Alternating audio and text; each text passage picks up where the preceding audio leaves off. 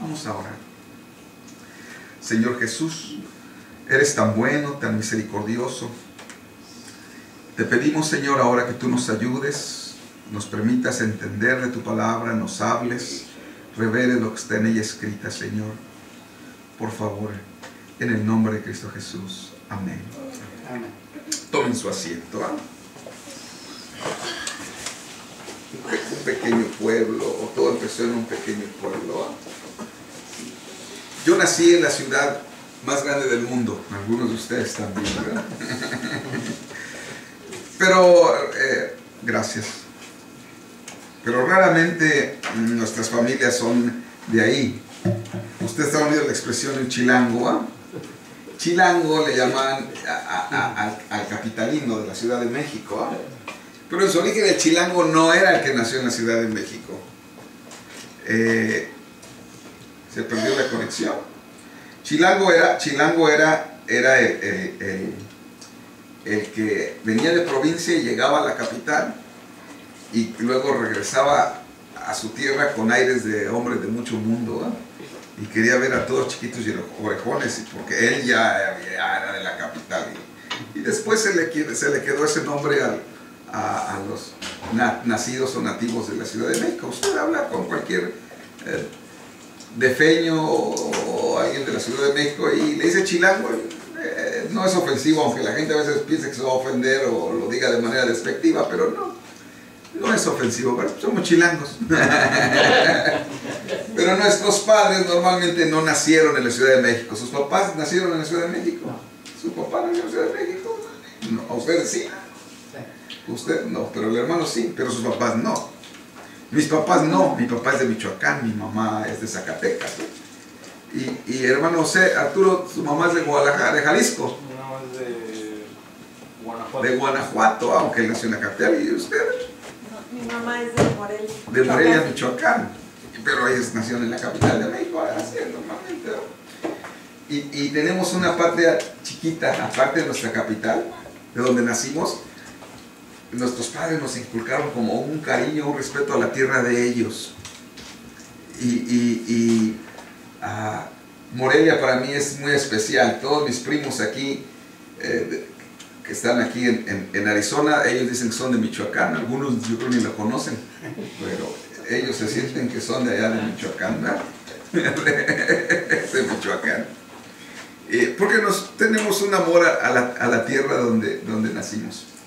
Y normalmente eran lugares pequeños, a comparación de la ciudad donde nosotros nacimos.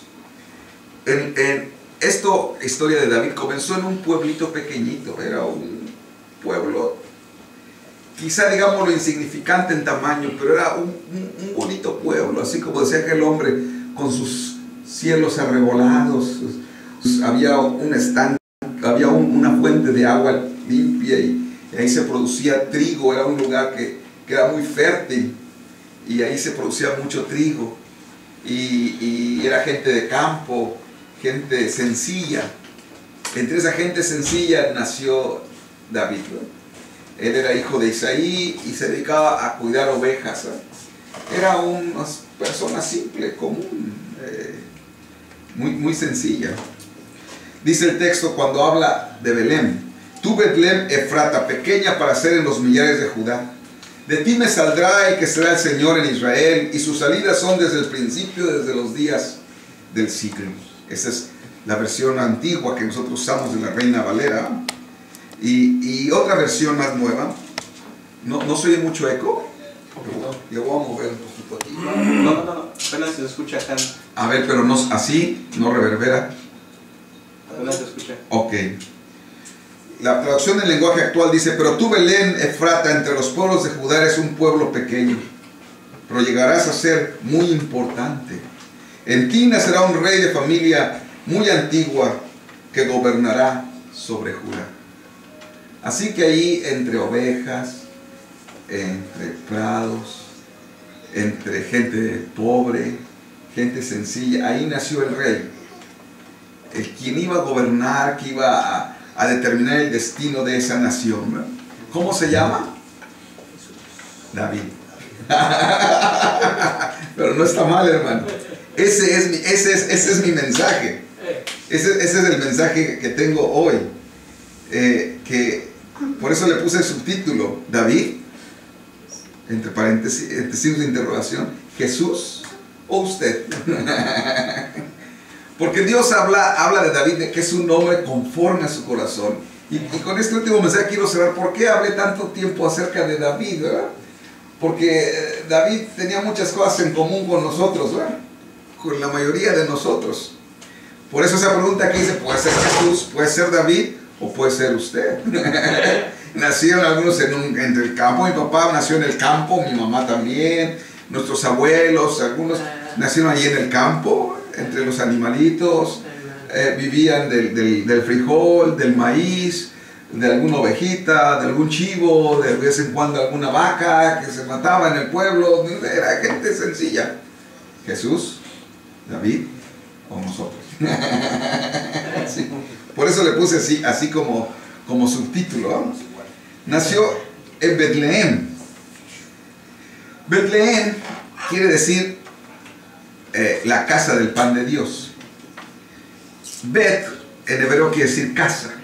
Por eso hay una que se llama Betel, una ciudad que se llama Betel, la casa de Dios. El Elohim, la casa de Dios es Betel, ¿verdad? En la Biblia siempre que encuentra Bet quiere decir casa, ¿verdad? Si alguien se llama Betsabé o se llama Betsaida o quiere decir algo de casa, Bet es casa. Y Él es uno de los nombres de Dios. Él, Elohim, ¿verdad? Él es Dios, ¿verdad? Pues hay muchos nombres que en hebreo empiezan con Él o terminan con Él, ¿verdad? Elías, o Samuel, o Manuel, o Eleazar, ¿verdad? Ese tiene parte del nombre de Dios ahí, Él, ¿verdad? Es que decir Dios, Elohim, el que existe en sí mismo. Y Elem significa el pan, ¿no? Así que Betlehem es la casa del pan de Dios. Y así era ese pueblito, porque ahí se producía mucho trigo y ahí se producía el mejor pan de la zona. Y había un agua fresca que ahí nacía. Era muy peculiar, era un lugar especial para ir de día de campo, ¿eh? Muy pintoresco, quizá muy duro para vivir, ¿eh?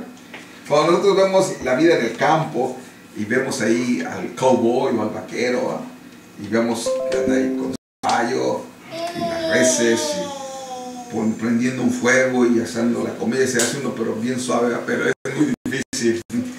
Ya la vida real es muy difícil, ¿eh? Quizás para un fin de semana donde va uno a visitar a los parientes y lo están cuidando y le tienen a uno listo allí, cobijas y todo bien preparado, un lugar guarecido donde no hay ya animales, ya limpiaron de piedra, espantaron las serpientes, buscaron que no hubiera alacranes y todo, uno se la pasa a decir qué suave vivir aquí. Pero para dormir esa noche o estar ellos trabajaron mucho para que usted se sienta bien, ¿no? Uno no sabe de ciudad ese tipo de vidas, pero la vida ya ahí es muy difícil, ¿no?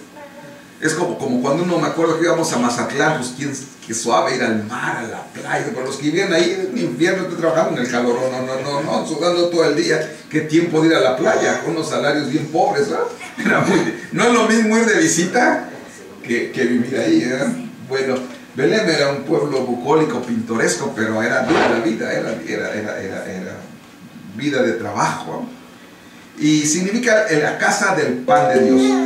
Acuérdese, ahí nació David y ahí también nació el Señor Jesucristo. Jesucristo, nuestro Señor, Él dijo en Juan 6:35, yo soy el pan de vida. El que a mí viene nunca tendrá hambre y el que en mí cree no tendrá sed jamás. Así que Él nació en el lugar donde es la casa del pan, porque Él era el pan de vida. Ahora, en el tiempo que nació Jesús había muchas grandes ciudades, igual cuando nació David, había ciudades muy importantes. Jerusalén, Hebrón, muchas grandes ciudades, pero Dios escogió una ciudad sencilla y simple, porque Dios se mueve entre lo sencillo, entre lo simple. No crea que Dios se mueve entre lo grandioso, ¿eh? Él toma lo sencillo, lo simple para hacerlo grandioso, ¿eh?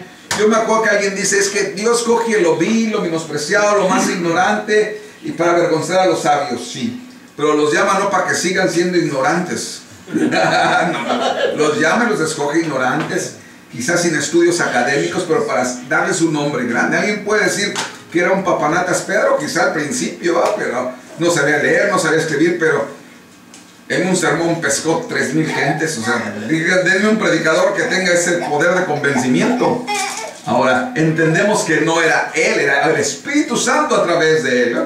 Pero ya no era el mismo de todas maneras. Aquel que corrió cuando agarraron a Jesús, no, ese no era, había sido transformado por el poder del Espíritu Santo. Y eso es lo que hace el Espíritu Santo. Escoge a gente simple, sencilla, humilde, lo más vil y menospreciado, para entonces darles de su Espíritu Santo y convertirlos en una persona diferente, ¿eh? Y dejar una huella que trasciendan en esta vida, ¿eh? Porque el hombre siempre ha querido trascender. O sea, siempre quiere dejar una huella de sí en la tierra. Decían los antiguos que todo hombre debe de tener un hijo y plantar un árbol y escribir un libro.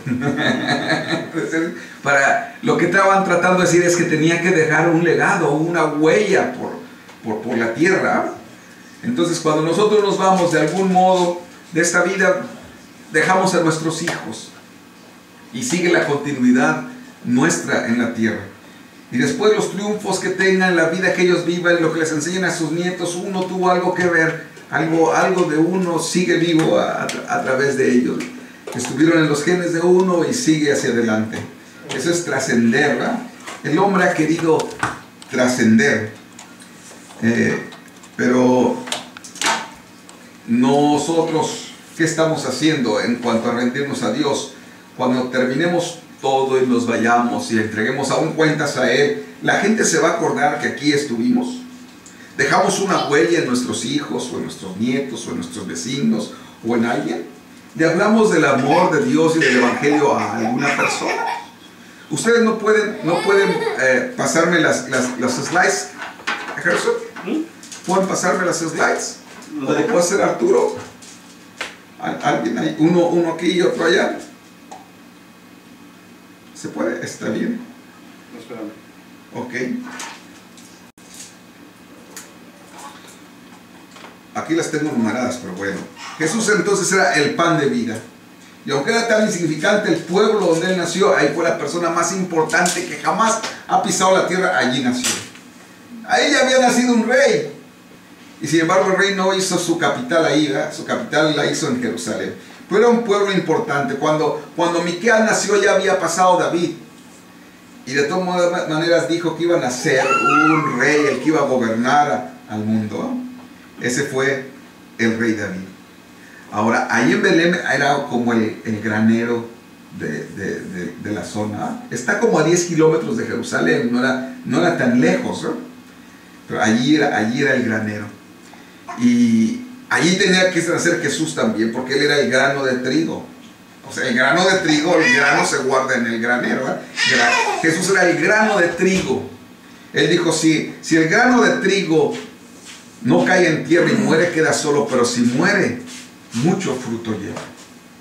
Ese es el grano de trigo. Él era el grano de trigo. Él murió. Miren, eso lo dijo Jesús una vez que llegaron unos griegos, judíos griegos, a hablar con Él. Venían preguntando por Él y encontraron a sus discípulos y le dijeron a Felipe, señores, queremos ver a Jesús. Y entonces Felipe los tomó y los llevó con Pedro. Y Pedro fue y le dijo al Señor Jesús que quería alguien que quería verlo. Mire, ahí estaba el Señor Jesús, quizás, hablando, yo no sé. Le dijeron, unos griegos quieren hablar contigo. Esos hombres no llegaron directamente con Jesús, fueron con uno de los servidores de Jesús. Y luego ese servidor de Jesús lo llevó con otro servidor de Jesús y luego lo presentaron a Jesús. Así es el Evangelio, hermanos. O sea, cuando alguien quiere conocer de Jesús, ¿verdad? ¿Cómo lo va a conocer sino a través de uno de sus seguidores? A través de usted, a través de usted. Y la gente se puede presentar y decir, queremos ver a Jesús. Y usted tiene que llevarlos ¿a dónde? A que conozcan a Jesús, pero a veces no podemos llevarlos directamente si nos llevamos con otro hermano. Yo no me lo sé todo, pero te voy a llevar con otro hermano, ¿eh? Pedro era el pastor de ellos, aunque él no estaba ejerciendo el pastor, Jesús después lo comisionó a ser el pastor, ¿verdad? Digo, te llevamos con él. Ya cuando llevó con él lo llevó a Jesús, ¿verdad? O sea, eso es que nos muestra que cada uno somos una parte importante. Gracias. Somos una parte importante. Somos una parte importante en el plan de Dios. Dios puede hablarle a alguien, si Él se le antoja ahorita, Él puede a través del viento hablarle a alguien, ¿no? Él puede hacer que el perro de repente se ponga a hablar como habló la burra de Balaam y hablarle el evangelio a las personas, ¿no? O que los elefantes barriten y se oiga el evangelio fuertemente donde ellos se encuentran, ¿no? Pero no fue así. Dios escogió que hombres le hablaran a otros hombres, ¿no? Claro que no cualquier hombres que estuvieron a los pies de Jesús y que aprendieron de Jesús y que tienen la actitud que Él les enseñó que deberían de tener. Entonces, cuando alguien quiere ver a Jesús, hermanos, no lo va a poder ver sino a través de ustedes. Y su trabajo y el trabajo mío es mostrarle a la gente a Jesús. Así que cuando queremos ver a Jesús, ven, te voy a mostrar dónde está Jesús. Él está ahora en su pueblo, ¿no? Dice, cuando le presentaron, los judíos griegos llegaron con Felipe. Felipe los llevó con Pedro y Pedro se los presentó. Jesús no les dijo, qué griegos tan inteligentes y tan tremendos que vinieron a buscarme. Yo siempre busqué gente inteligente como ustedes. Esto no dijo nada de eso. Cuando los vio así, los vio, aquí este es Jesús. Dijo Jesús, el texto que leímos, que viene a ser la diapositiva 6. De cierto os digo que si el grano de trigo no cae en la tierra y muere, queda solo, pero si muere, lleva mucho fruto. Y los griegos se quedaron así como muy sorprendidos y despistados. ¿Qué quiso decir? Pero Jesús lo que le estaba diciendo, la vida de Dios está, Dios, el Espíritu está en mí y no lo pueden ver, pero un día me voy a morir. Cuando yo me muera voy a caer a tierra, voy a morir, pero cuando resucite de los muertos, la vida que está en mí va a venir sobre todos ustedes y entonces me van a conocer. No nada más van a verme así exteriormente, sino van a conocerme porque van a ser granos de trigo como soy yo, van a ser iguales a yo. Yo voy a poder voy a estar en todo mi pueblo. Eso es lo que les estaba diciendo, que me voy a morir, pero la vida que venga un día se va a manifestar a través de mis demás hijos y entonces me van a conocer, ¿verdad? Eso es lo que les estaba diciendo, el grano de trigo, el grano de trigo con el que se hace el pan. Él es el pan de vida. Acuérdese que dice la Biblia en la siguiente diapositiva, es la número 7. Dice, Isaías 53:5, mas él herido fue por nuestras rebeliones, molido por nuestros pecados. El castigo de nuestra paz fue sobre él y por su llaga fuimos nosotros curados. ¿Cómo se hace el pan? La única manera de hacer el pan es moliendo el trigo, el grano de trigo, ¿verdad? Y aquí le dice que Jesucristo iba a ser molido por nuestros pecados, ¿verdad? Él fue molido por nuestros pecados, así como se muele el trigo en el molino para poder tener la harina. Cuando ya tienen la harina, es ese grano de trigo molido en pequitas tan pequeñitas, que son iguales una a la otra, son igualitas. Ya cuando lo cierran, cada uno es igual porque Jesucristo es el mismo ayer, hoy y por los siglos, ¿no? Y lo muelen y cuando está bien molidito, con eso se hace el pan, el sabroso pan. Entonces él fue herido, el grano de trigo molido para convertirse en el pan de vida, que es de lo que nosotros nos estamos alimentando. Acuérdese, cuando él iba a ser ofrecido, tomó pan y lo partió y dijo, este es mi cuerpo que por vosotros es partido. Haced esto en memoria de mí. Él dejó 3 órdenes físicas que tenemos que hacer, ¿verdad? Bautizarnos, la otra es tomar la Santa Cena, el pan y el vino, y la otra es el lavatorio de pies.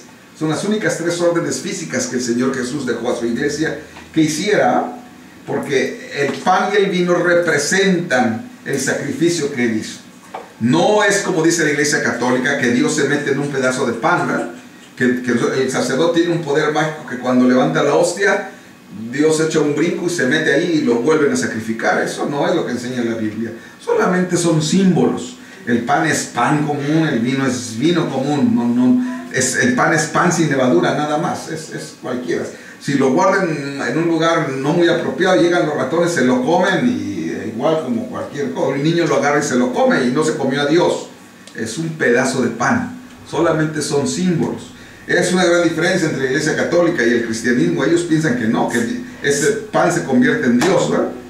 Y que es el cuerpo literal de Jesucristo y que el cura lo sacrifica cada servicio que hace. Por eso le llaman en la misa, donde hacen el sacrificio de Jesús, del Dios hostia o pan que ellos tienen, ¿no? Pero la Biblia no dice así. Le dice que Jesucristo fue ofrecido el sacrificio y murió una vez nada más y para siempre por todos nuestros pecados. Él no es sacrificado cada vez y cada vez, solamente una vez. Una vez fue ofrecido por nuestros pecados y para siempre, no más. No cada domingo, Él no sacrificado cada domingo, nada más una vez. porque entonces no sería el pan de vida, quizás sería el pan de muerte, ¿verdad? Murió una vez el grano de trigo para producir más trigo, para que nosotros podamos participar del pan de vida. El que comió pan, aún el maná que cayó del cielo, comieron y volvían a tener hambre. Pero dijo Jesús, pero el que coma de este pan no volverá a tener hambre más, porque va a saciar nuestra alma y va a saciar nuestro espíritu, va a saciarnos completamente, ¿eh? Así que eso es lo que representa el trigo y el grano, y eso se daba en Belén de Judá. Mas él herido por nuestras rebeliones, molido por nuestros pecados, el castigo de nuestra paz fue sobre él, y por su llaga fuimos nosotros curados. ¿Me pones la diapositiva 9, por favor? Voy a hacer muy rápido, no voy a terminar. La que sigue es esa, ¿no? Tengo algunas paralelas, ¿eh? Cosas paralelas. Acuérdense que David era tipo del Señor Jesús. La Biblia dice en Hebreos 1:1, Dios, habiendo hablado en otro tiempo en muchas formas y en muchas maneras a los padres por los profetas, en estos días nos ha hablado por el Hijo. O sea que Dios hablaba a través de sus profetas, pero no nada más hablando, sino de muchas maneras. La vida de ellos hablaba del Señor Jesús. Cuando Moisés nació, por ejemplo, él fue perseguido cuando era un pequeñito, y cuando Jesús nació también fue perseguido cuando era un niñito. Y cuando Moisés creció, fue rechazado por sus hermanos, igual que Jesús fue rechazado por sus hermanos. Tuvo que irse al monte, y ahí Dios le dio la ley, y Jesús se fue al monte, y cuando regresó también amplió esa ley. Eran muy parecidos Moisés y Jesús en muchos aspectos de su vida, porque la vida de los profetas hablaba del Mesías. El rey David también, aun Jesús es llamado el hijo de David. Él era el hijo de David, ¿verdad? Y tenía muchas cosas en común. No nada más lo que escribió David, sino la vida de David hablaba del Señor Jesús. Mire, David nació de mujer y Jesús nació de mujer. Los dos nacieron de mujer. Y usted también nació de mujer. Yo también nací de una mujer. David sufrió dolores. La Biblia habla cómo él sufrió tantos dolores. Y Jesús también sufrió dolores. ¿Y usted sufre dolores? También sufre dolores. David fue un rechazado. Él iba a ser el rey. Estaba lleno de dones y lleno de talentos, y la gente lo rechazó. Desde su familia lo rechazaron, ¿no? Desde pequeñito lo rechazaban. Cuando un Santiago, un Juan, ¿no? Los hizo grandes hombres. Ahora, ¿a usted quién le respalda? ¿Gente rica, millonaria? ¿O nuestros amigos normalmente son gente son despreciados también, ¿no? Ahora, David se dormía a medio viaje, ¿eh? Leímos ahí que en una cueva se durmió y le echaban la culpa y se iban a descabechar, ¿eh? Y también eso lo vimos en algún mensaje, y luego vimos, pues sabemos que Jesús ahí cuando iba en el barco, cuando todo estaba más difícil, cuando todo estaba más problemático, las olas ahí se querían tragar el arca y hundir a los apóstoles, y él estaba bien dormido. ¿Cómo es posible que en medio de tantos problemas tú estés dormido? Pensaban los discípulos, ¿no? A veces pensamos así: Señor, estoy en medio de tanto problema y tú dormido no me contestas, ¿verdad? Pero Él está al pendiente de nosotros. Él espera que nosotros le creamos, que estando en Él estamos seguros, ¿no? No sabemos qué traerá el mañana, pero Él es el dueño del mañana y de todas las cosas, ¿verdad? Estemos tranquilos, ¿verdad? Y así David, él había problemas, pero él se quedaba dormido, y Jesús también se quedaba dormido. Y eso nos permite que nosotros, cuando hay problemas, descansemos en Él, ¿verdad? Tranquilazos. Hombre, pero si no tienes esto ni tienes lo otro, pero estamos en sus manos. Él nos cuida, Él nos va a ayudar, ¿no?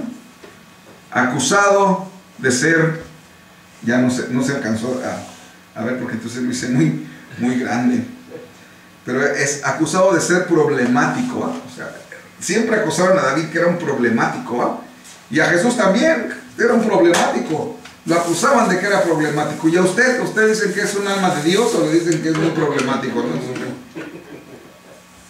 Teníamos muchas cosas en común. Por eso es que hablé acerca de la vida de David. Un hombre conforme al corazón de Dios, ¿no? Y le puse como subtítulo: David, Jesús, usted. Porque tenemos muchas cosas en común. Pero hay unas cosas que no era igual David que Jesús.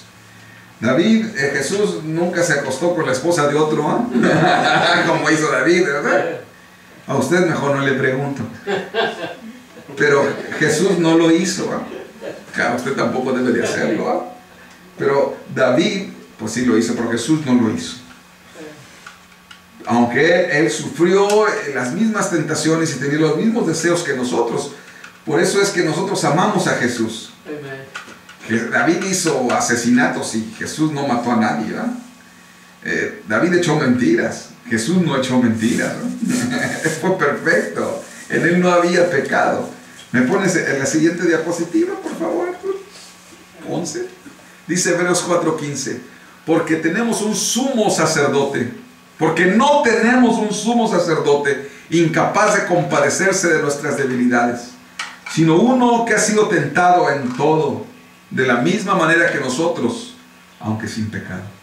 O sea, él sufrió las mismas tentaciones, le daba coraje, se enojaba, tenía atracción al sexo opuesto, quería tener, pues sufría de escasez y quería tener como los demás, y él sufrió lo mismo, se enfermó, le dolía la cabeza, se cansaba, se dormía, era igual que nosotros, pero sin pecado. Pero él sabe todo lo que usted siente, sabe lo que usted pena, sabe lo que usted sufre, él lo sabe y se compadece de nosotros. Por eso podemos orar a él, En eso sí no era igual que David, él era diferente. Así que acerquémonos confiadamente al trono de la gracia para recibir misericordia y hallar la gracia que nos ayude en el momento que más la necesitemos. Como él se compadece de usted y de mí, que en cualquier momento vayamos al trono de su gracia y él nos va a dar la ayuda que necesitamos en el momento oportuno. Por eso es que a veces ya cuando estamos en la orilla y decimos mi pie resbala, su mano nos sostiene y nos vuelve a levantar, ¿verdad? Pues aquí estamos. Por muy difícil que haya sido la vida, por muy tremendos los problemas que hemos enfrentado, él no nos ha dejado, si no aquí no estuviéramos. Pero él siempre nos ayudó, porque él se compadece de nosotros, Él no tuvo pecado, aunque David sí tuvo. Esa era la diferencia entre él y David. Esa es la diferencia entre Jesús y nosotros. Que él sí era sin pecado y nosotros no. La Biblia dice que no hay ninguno de nosotros que pueda decir que nunca mintió o que nunca pecó. Bueno, oí de un predicador que dijo de otro, si nunca echó mentiras, no. Igual que George Washington, ya me hubiera dado a firmar mi Biblia y poner su retratito en mi cartera. Pero la Biblia dice que no es cierto, que no hay hombre que no haya pecado, que no haya mentido. El único que no lo hizo fue el Señor Jesús. Él no pecó. Él no pecó, y como él no pecó, él se compadece de nosotros. La siguiente slide, por favor. Dice así. Es el mismo texto, pero en otra versión. Esta es la Nueva Traducción Viviente. Dice, nuestro sumo sacerdote comprende nuestras debilidades. Él comprende lo que usted pasa, porque enfrentó todas y cada una de las pruebas que enfrentamos nosotros. Sin embargo, él nunca pecó. Así que acerquémonos con toda confianza al trono de la gracia de nuestro Dios. Allí recibiremos su misericordia y encontraremos la gracia que nos ayudará cuando más la necesitemos. Qué bonito dice esa versión también. Porque él se compadece de nosotros. En la siguiente, ¿me lo muestras, por favor? Dijo él, esa es la diferencia entre David. Juan 8:46. ¿Quién de ustedes puede con toda sinceridad acusarme de pecado? Y si les digo la verdad, ¿por qué entonces no me creen? Pero él decía, ¿quién me puede acusar de pecado? Ninguno de nosotros debe atreverse a decir, a ver, ¿quién me puede acusar de algo? Porque hay un personaje, se llama el acusador. Es el diablo, y él está ahí para acusarlo a uno. Entonces no se le atreve, a ver, ¿de qué me acusas? No, porque le van a sacar un listón. Pero Jesús, no había nada de que le acusaran. No tenía nada, él fue sin pecado. Y él dijo que ¿quién me puede acusar de pecado? Nadie podía. 1 Pedro 2:22 dice, él no cometió ningún pecado ni hubo engaño en su boca. Eso lo dijo Pedro, que anduvo con él, ¿verdad? No cometió pecado ni hubo engaño en su boca. Así que ese es Jesús. La diferencia entre David, nosotros y Jesús. Sin embargo, Jesús con eso no se avergüenza de nosotros. A pesar de cómo somos, a pesar de que David, miren, le ganó la mujer al otro, mató a su esposo, era asesino, no gobernó bien su familia, No hizo cosas buenas, porque así somos los seres humanos, tenemos cosas buenas y cosas malas, pero él tenía cosas muy malas. Sin embargo, Jesús no se avergonzó de él. Ahora, ¿usted tiene puras cosas buenas?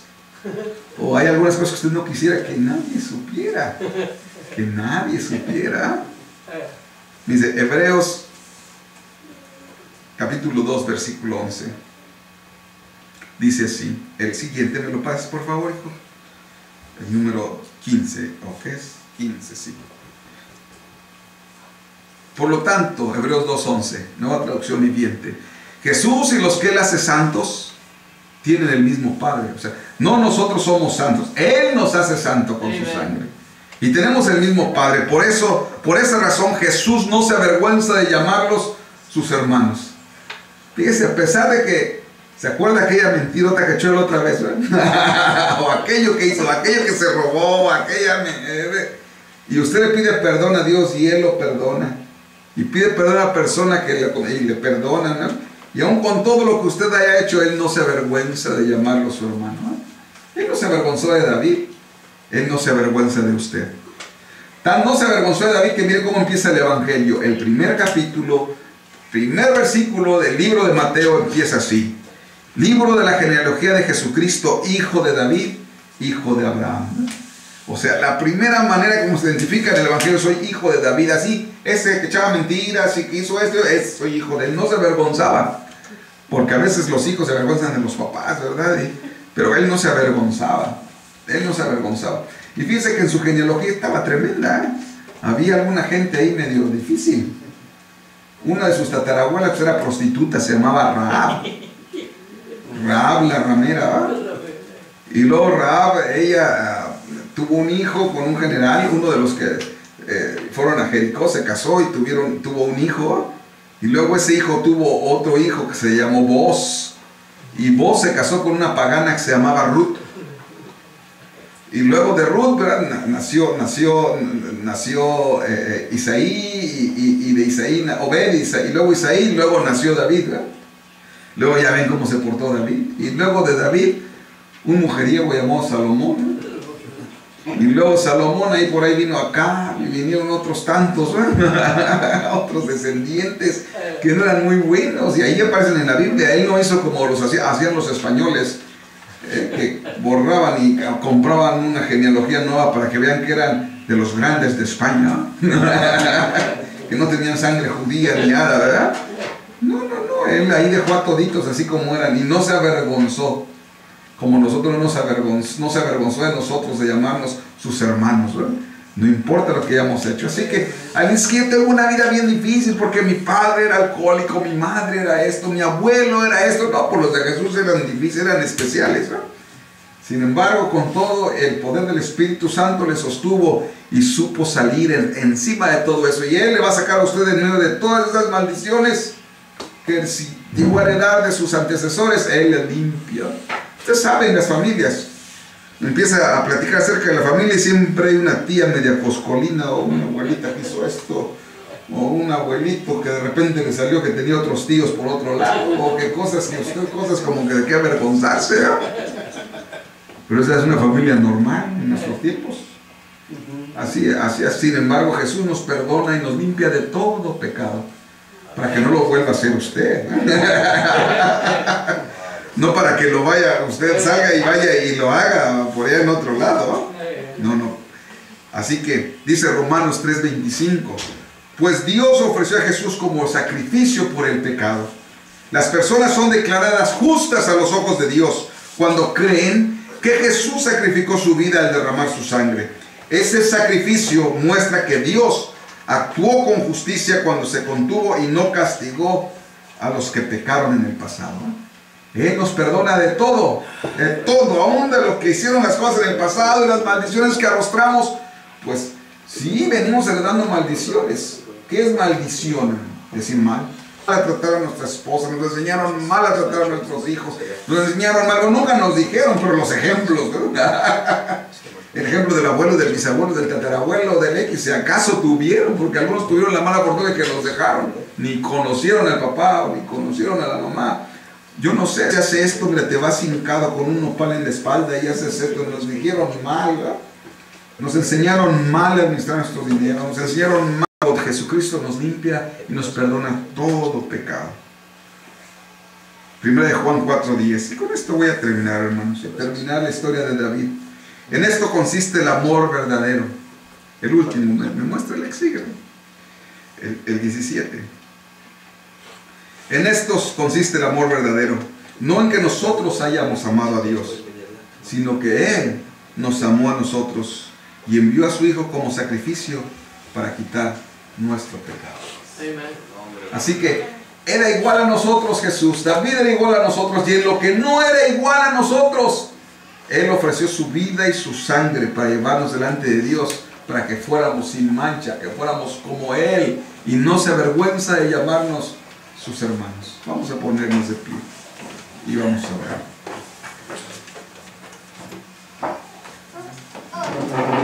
Señor Jesús,